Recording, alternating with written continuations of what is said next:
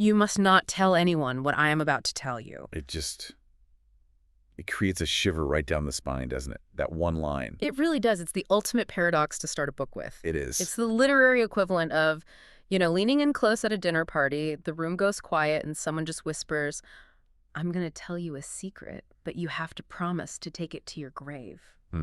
Except, in this case, the person whispering is Maxine Hong Kingston, and the secret is being printed on, millions of copies of a memoir that won the National Book Award. Right. It creates this immediate, delicious, and kind of illicit tension, Illicit, that's the perfect word. You, the reader, or in our case today, you, the listener, you're being invited into this circle of trust. But by the very act of reading the book or listening to this deep dive, you're betraying that trust. We're all complicit. You become complicit in breaking a silence that was commanded by a mother to her daughter. It's heavy. That is a heavy way to open a show. We are all co-conspirators today. Welcome to the Deep Dive. I'm your host, and today we are tackling a giant of 20th century literature. We are unpacking The Woman Warrior, Memoirs of a Girlhood Among Ghosts by Maxine Hong Kingston. That giant is right. And before we get into the weeds, I have to say, if you think you know what a memoir is, I was born here, I did this, I overcame that, you need to throw that map out the window. Oh, absolutely. Throw it out. Burn it. This text, which dropped in 1976, didn't just participate in the memoir genre, it exploded it. It really did. It completely redefined what it means to write about the self. We have a massive stack of sources here. The text itself, Kingston's biographical notes, literary analysis from the last 40 years, and honestly, calling it a memoir feels almost reductive. So what is it then? It's part autobiography, part Chinese mythology, part family history, and part ghost story. It's all of those things at once. And it's written by someone with, serious credentials. Kingston was a senior lecturer at UC Berkeley. She's a living treasure of Hawaii. And, as you mentioned, she swept the National Book Critics Circle Award. So this isn't some fringe text, this is canon. Exactly. But what makes this specific book so fascinating to me is that it's really about the construction of an identity through stories, specifically talk story. Talk story. It is such a deceptively simple phrase. It sounds casual, right? Like just chatting on a porch. Yeah, just telling stories. But in the context of Kingston's upbringing, talk story is the oral tradition. It's the architecture of her reality. The architecture. I like that. It's how the women in her family pass down history, warnings, myths, and trauma. It isn't just entertainment. It's a tool for survival. And sometimes a weapon. Oh, often a weapon, for sure. So the mission of our deep dive today is to explore how this tool talk story shapes the brain of a Chinese-American girl growing up in Stockton, California. We're going to look at two specific stories within this book that seem to be totally at odds with each other. We're looking at the no-name woman. And white tigers. Exactly. The victim and the hero. In the left corner, we have the story of the no-name woman, which is this terrifying cautionary tale about a silenced victim. And then right next to it, we have the story of White Tigers, which is this high-octane fantasy about a legendary woman warrior. The silence and the sword. It's the ultimate binary. And our goal is to figure out how these two contrasting narratives can even coexist. How does the same girl absorb a story about a woman erasing herself and a story about a woman saving the world? How does that shape her identity? And perhaps most importantly, we have to ask, which stories are true? And does the truth even matter when it comes to survival? That's a deep question. Okay, let's unpack this. We have to start where the book starts. The silence. The no-name woman. This is the first chapter, and it is. Yeah. It's heavy. It sets the tone for everything. So set the scene for us. We aren't in California yet, are we? Well, mentally we are in China, 1924. But the story is being told physically in America. Yeah. The narrator's mother, Brave Orchid, who's just a formidable character, she's telling this story to the narrator. But the timing is critical. She isn't just telling it to pass the time. Right. It's not just a bedtime story. Not at all. The narrator has just started menstruating. Which is such a specific biological trigger for this story. It is so deliberate. This is what the book calls a story to grow up on. It's a physiological warning delivered at the precise moment the girl becomes a woman. The mother is essentially saying, okay, now that your body has changed, you have a new capacity for disaster. Here's what happens if you lose control. Wow. So the story itself, it concerns the narrator's aunt, her father's sister, Yes.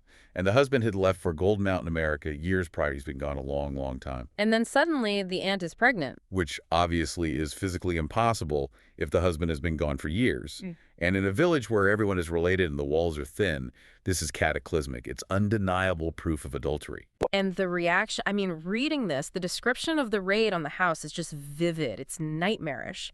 This is not a stern talking to from the village elders. No, it is a ritualistic destruction. Yeah. Kingston describes the villagers wearing white masks. Some have long hair hung over their faces. Like ghosts. They look like ghosts or demons. They come in the night, silent at first, and then it's just chaos. And the soundscape she describes, it's not just people shouting, it's the slaughtering of the livestock. Yes. The roosters, the pigs, a last great roar from the ox. It creates this cacophony of death. I mean, it felt like reading about a war zone. And look at the specific targets of their violence. They break the bowls. They overturn the jars. This is so significant. Why? Well, in a peasant culture, the home and the food supply are sacred. By destroying the jars of preserved food, they're destroying the family's ability to sustain itself. They are saying, you are no longer part of the chain of life. But why? That's what I kept asking myself reading this. I get that adultery was a huge deal in a traditional village, but this feels like overkill. It feels like a riot. Why destroy the food if everyone is hungry? That's the key question. And to understand it, you have to understand the concept of roundness that Kingston brings up. Roundness. The text mentions that the villagers were acting to maintain the real. Maintain the real. It sounds so abstract. It is, but it's actually very grounded in economics. The source material explains that this happened during a time of drought and famine. The villagers were hungry, they were tired. Okay. In a community that precarious, everything depends on cohesion. The family must be round, whole, unbroken, following the lineage. It's almost geometric. So the aunt's pregnancy wasn't just a moral failing in their eyes. No, it was a break in the geometry of survival. It was a private act, a secret desire, in a community that could not afford privacy. That's a fascinating way to put it. We usually think of privacy as a fundamental right. In a famine, privacy is a luxury.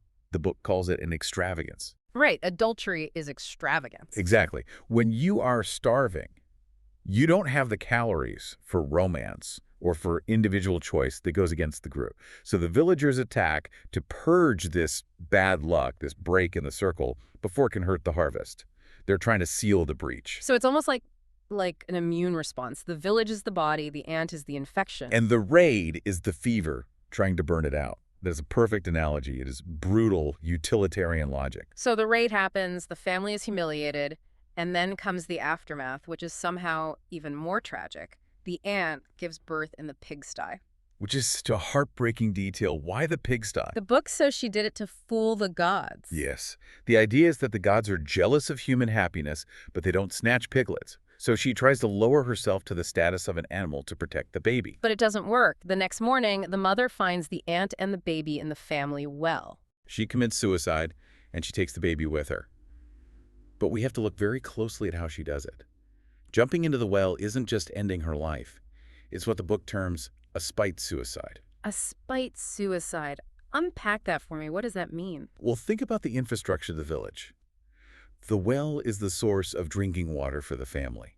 It is their lifeblood. Of course. By drowning herself and the child in there, she is haunting the living. She is ruining their water. It's a permanent contamination. It's a final act of agency. It's almost biochemical warfare. Exactly. It's her way of saying, you cast me out, but you will taste my death every single day. You cannot wash me away because I am in the water. That is dark, but it's incredibly powerful. It's the only power she has left. And that leads to the real punishment.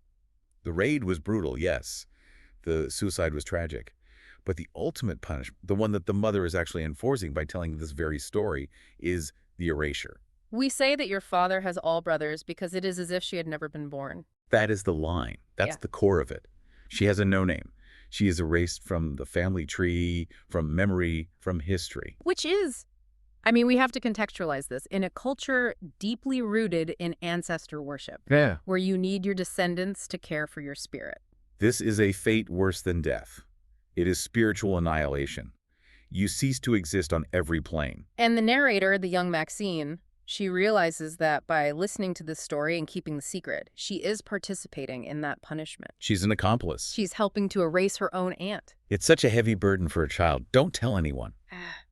So the child carries this ghost around, this vacuum where a person used to be. She becomes the keeper of the void. Let's talk about that ghost, because this isn't just a metaphor in the book. The narrator feels genuinely haunted. Yes, she does. Which brings us to sort of the next phase of our analysis. Right. The narrator is reflecting on this aunt after 50 years of neglect. 50 years. And she realizes that the aunt is a hungry ghost. Can you explain that concept for our listeners? What makes a ghost hungry? So, in Chinese tradition, the relationship between the living and the dead is reciprocal. It's transactional. You care for your ancestors by burning paper money, offering food, pouring wine. Right, the offerings. And if you do this, they bless you. They look out for you. But if you have no descendants, or if your descendants forget you, You get nothing. you have no supplies in the spirit world, you starve, you wander. The book says you have to steal food from other ghosts. You become a beggar, even in death. So because the family decided to erase her, this aunt has been starving in the spirit world for 50 years. Precisely. And the narrator, by writing this book, is trying to finally offer her something. A story, a memory. But it's complicated. Oh, so? Because the narrator admits she doesn't actually know the truth of the aunt's life. Nobody does. The silence was too effective. And this is where the book gets really interesting to me. It moves from, this is what my mother told me, to this is what I imagine. The narrator starts projecting all these different scenarios onto the aunt. She's trying to fill in the blanks. She's trying to figure out who this woman was, what was her motive. And she offers a few possibilities. First, she wonders, was the aunt a wild woman? Yeah. You know, a romantic rebel who just went after what she wanted. The narrator says something like, my aunt could not have been the lone romantic who gave up everything for sex. Yeah, she dismisses that pretty quickly. She looks at the reality of village life, everyone working constantly, zero privacy, and she just can't imagine a space for some grand passion. It's not a romance novel, it's a famine. Exactly. The economics don't support it. So she considers another option, a much darker one. Was she a rape victim? Did a man in the village force her? The text mentions how terrifying the men could be. He gave orders, she followed. The idea that she was just obeying a command, just like she obeyed her father or her husband her whole life. And if that's the case, the injustice is just. It's bottomless. She was punished for being a victim, punished by the whole community. But the narrator doesn't stop there. This is what I love. She tries to invent a life where the aunt did have agency. She imagines her combing her hair, looking in the mirror, trying to attract a lover. She plied her secret comb. I love that image. Beautiful. It's like in this drab gray world of pure survival, the ant is secretly carving out this tiny space for beauty, for desire. And that is what the narrator craves for her. We have to remember who is telling this story. She's a Chinese-American girl growing up in this really confusing world. Yeah, she's trying to separate what is Chinese from what is just poverty or, family insanity. And she needs an ancestor who rebelled. She needs the aunt to be a forerunner, a predecessor in rebellion. Even if she has to invent it, she says, unless I see her life branching into mine, she gives me no ancestral help. She is basically recruiting the ghost to be her spirit guide. She's giving her a job. But it's a dangerous guide. The ant represents the danger of sexuality, the danger of standing out, the danger of breaking the roundness. She's a warning. Which brings us to the complete opposite end of the spectrum. If the ant is the warning of what happens when you break the rules, the next story is the fantasy of what happens when you rewrite them completely. Segment 3, White Tigers. Yes. This is the story of Fa Mu Lan. And I have to say, if you're picturing the Disney movie with the wisecracking dragon, just wipe that from your mind. Please, this is different. Very different. This is the talk story the mother tells when she wants to empower the daughter. Yeah. It's the counter-narrative. The mother is essentially saying, okay, you could be a wife and a slave. Yeah. Or you could be a swordswoman. It's quite a choice. Yeah. The setup is classic myth. A bird leads the girl, who is only 7 years old, up a mountain into the clouds. Into the dragon's breath. And she meets an old couple, immortals. And they train her. But the training isn't just hit this with a stick. Yeah. It's mystical. It's about stillness. Yes, that's the first thing. She has to sit so still that the animals, squirrels, mice, they come to her. They climb on her. They accept her as part of the landscape. It's about merging with nature. Completely. And then there's the dragon lore. This blew my mind. The old people teach her that the mountains are the dragon's head. The soil is the flesh. The trees are the hair. It's a Taoist view of the world. Yeah. The dragon isn't a monster you fight. It's the landscape you inhabit. Wow. The paradox she learns is that the dragon is both one and many. It is the lightning, it's the river, it's the earth itself.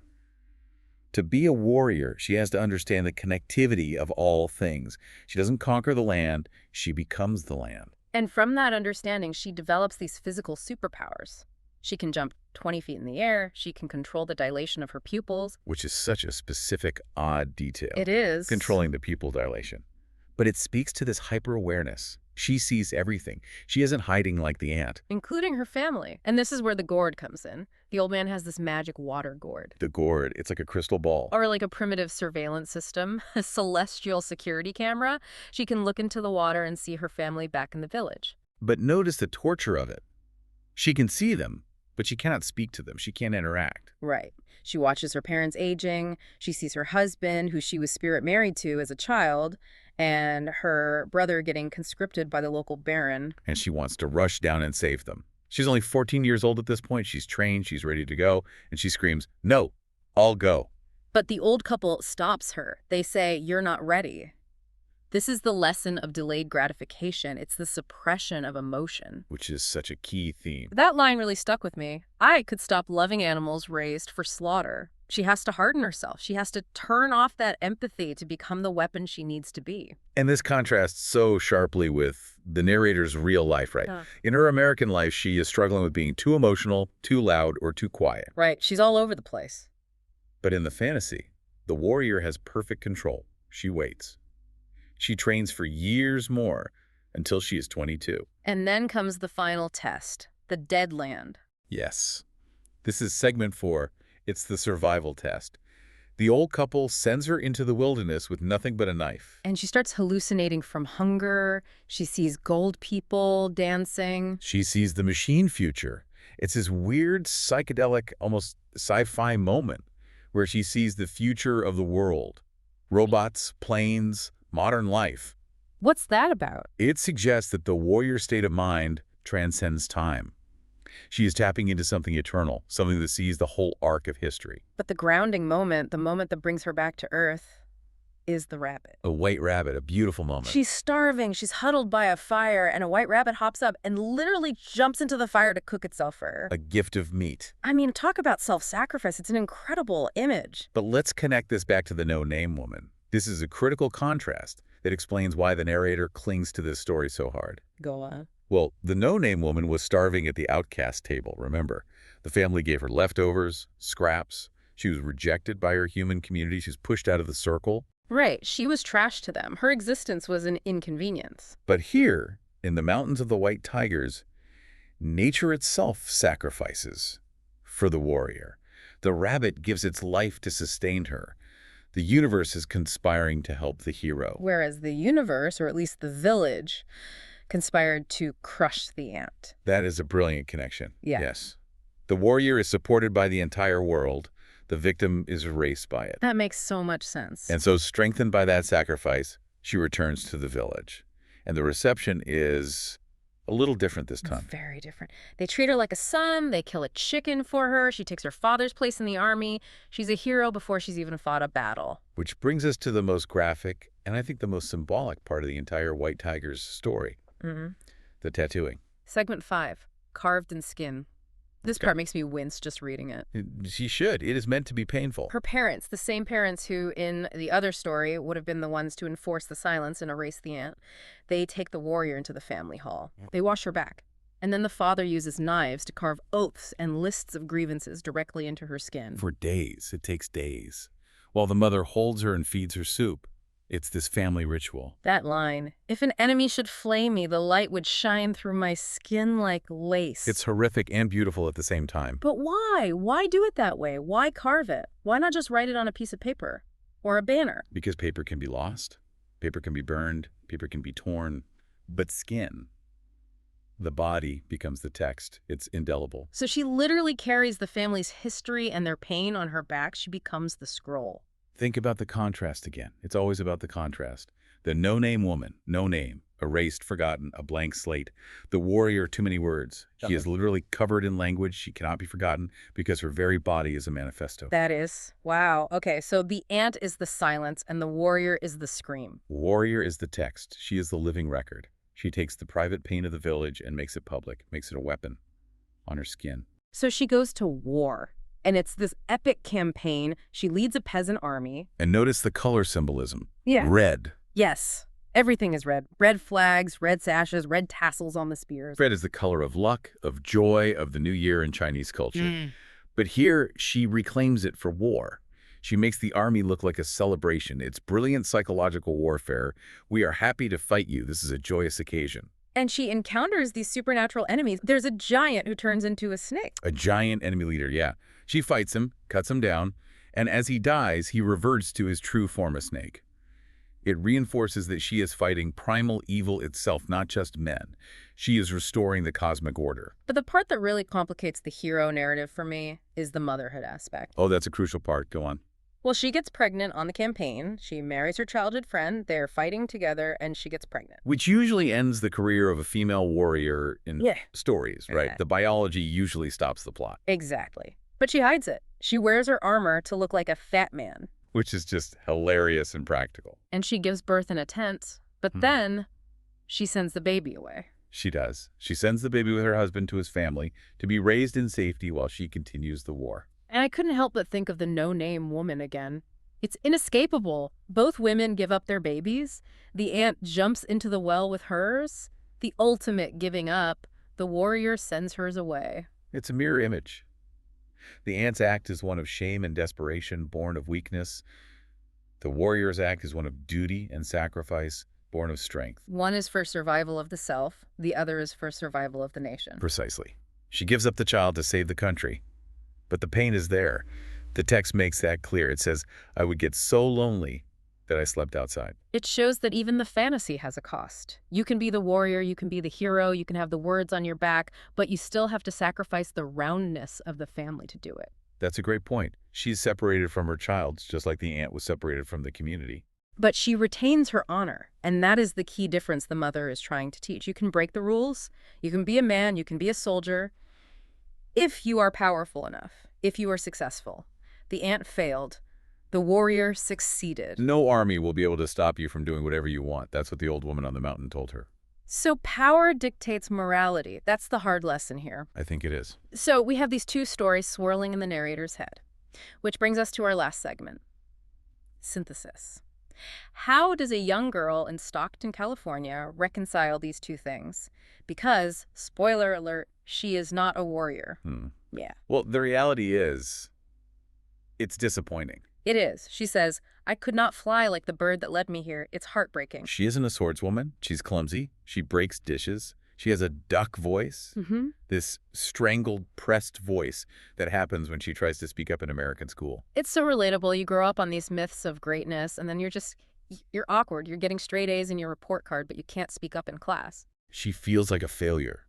She can't be the warrior because she has no sword. She can't be the ant because she is terrified of the punishment. She's stuck between the silence and the scream. But, and this is the aha moment of the book for me, she finds her weapon. The ink. The ink. Remember the father carving the words into the warrior's back? The narrator realizes that she can do the same thing, but with paper. The intersection of words and war. She fights with words. She writes the ant story. By writing it down, she is breaking her mother's primary command, you must not tell. She is betraying the family to save the ant. It's a profound choice. She is giving the no-name woman a voice. That is her warrior act. And she is also writing the warrior's story. She is claiming that power for herself, even if she can't jump over a house. She's taking ownership of the myth. It's almost like the memoir itself is the act of vengeance. I think that's exactly what it is. The expert insight here is that the revenge the parents carved onto the warrior's back. For Maxine Hong Kingston, the book is a revenge. The book is the tattoo. Yes. It's the revenge against the silence. It's the revenge against the misogyny that killed her aunt. It's the revenge against the racism she faces in America that tries to make her invisible. She takes the talk story, this ephemeral spoken thing, and she turns it into literature. She cements it. She makes it permanent. And in doing so, she becomes the woman warrior, not with a sword, but with a pen. She realizes that words are more durable than skin. Beautifully put. I love that image at the end of the section where she describes the peasant emperor facing south.